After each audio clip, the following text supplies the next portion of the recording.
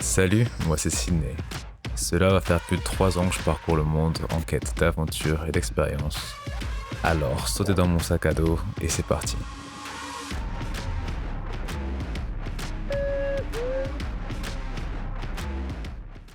Après un court retour en France, pour profiter de ma famille et mes amis, je commence de nouveau à avoir la bougeotte et m'envole pour l'Amérique du Sud. Plus précisément la Colombie. Un pays pour lequel j'ai eu énormément de retours positifs et donc également beaucoup d'attentes. 15 heures après mon décollage de Paris et une courte escale à Madrid, j'arrive à Bogota. Arrivant de nuit, je prends un taxi pour me rendre à mon hostel dans le quartier de la Candelaria. La Candelaria está aquí en el taxi de turismo en Bogotá. À mon réveil, je vois que certaines personnes dans mon dortoir sont inconscientes, laissant portefeuille et PC à la vue de tous sans surveillance. À ne pas reproduire.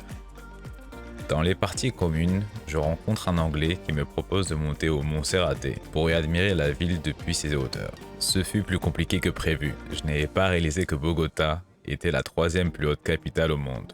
En effet, la ville est perchée à 2625 mètres d'altitude et le Mont Serraté à 3152. Deuxième jour, nous décidons de rejoindre un free walking tour proposé par Beyond Colombia. Je recommande fortement leur tour qui m'a permis d'en apprendre plus sur l'histoire de la Colombie, Bogota et sa culture du graffiti. Il est l'heure de passer à table et d'essayer les spécialités locales. On commence par l'ariaco, une soupe de pommes de terre et poulet accompagnée de maïs, avocat et banane. C'était très bon. Malheureusement, je ne peux pas en dire autant du chocolat chaud avec du fromage. Ce n'était pas non plus mauvais, je trouve juste que ce mélange n'est pas complémentaire. Durant le reste de mon séjour à Bogota, j'ai également visité le musée gratuit Botero qui expose les œuvres du peintre sculpteur du même nom. Ce dernier étant réputé pour ses personnages aux formes voluptueuses. Un autre musée qui en vaut la peine est le musée de l'or, prévoir quelques heures pour en faire le tour.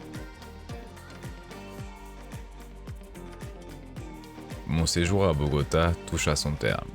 Fuyons la grande ville, direction les Andes colombiennes. Pour cela, je prends un bus de nuit pour El Cocuy. Notre trajet est ralenti par plusieurs chutes de rochers. Ce n'est pas très grave, cela me laisse plus de temps pour observer les paysages.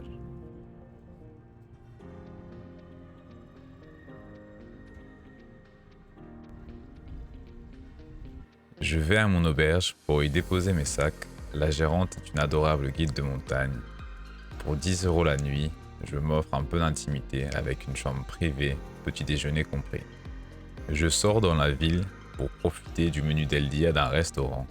Ce dernier est composé d'une soupe, d'un plat et d'un jus frais pour la modique somme de 2 €. Je me promène avec un Brésilien rencontré la veille dans le bus. Le but, nous informer sur les treks disponibles et nous acclimater le plus vite possible à l'altitude.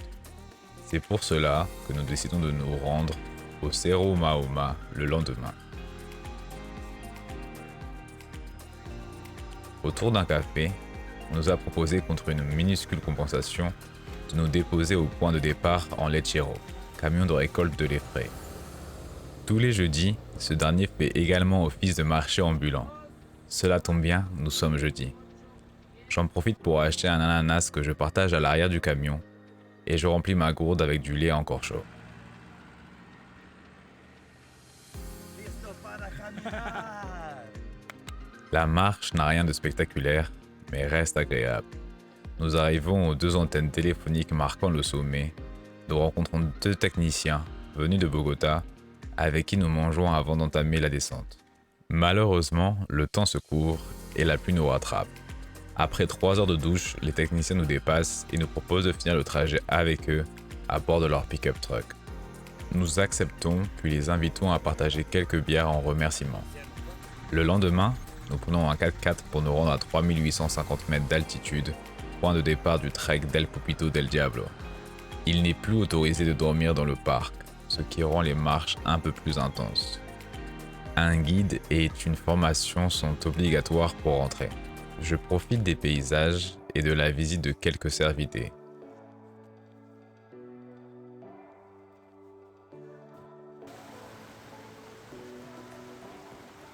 Avant que la météo devienne très brumeuse, puis pluvieuse. Je m'inquiète de ne rien pouvoir voir une fois arrivé au sommet. C'est à ce moment-là que, comme par magie, la visibilité augmente et la pluie se transforme en neige. La joie m'envahit et je profite pleinement de notre arrêt à la limite du glacier. Nous sommes à 4850 mètres, 2000 mètres plus haut qu'à notre réveil. L'altitude me donne un léger mal de tête.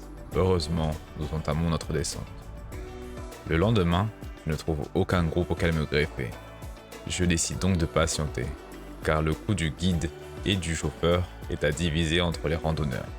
Plus tard dans la journée, un couple de Néerlandais arrive et nous décidons de faire le trek de la Laguna Grande ensemble. Le départ est très boueux, car nous empruntons un chemin utilisé par le bétail.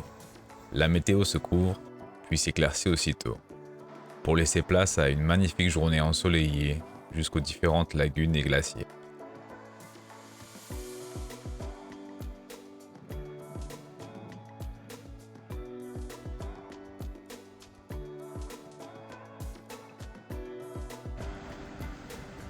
Je garde un très bon souvenir de mon séjour à El Cocuy. Il m'a permis de me ressourcer et m'a rappelé que c'est pour ce genre d'expérience que je voyage.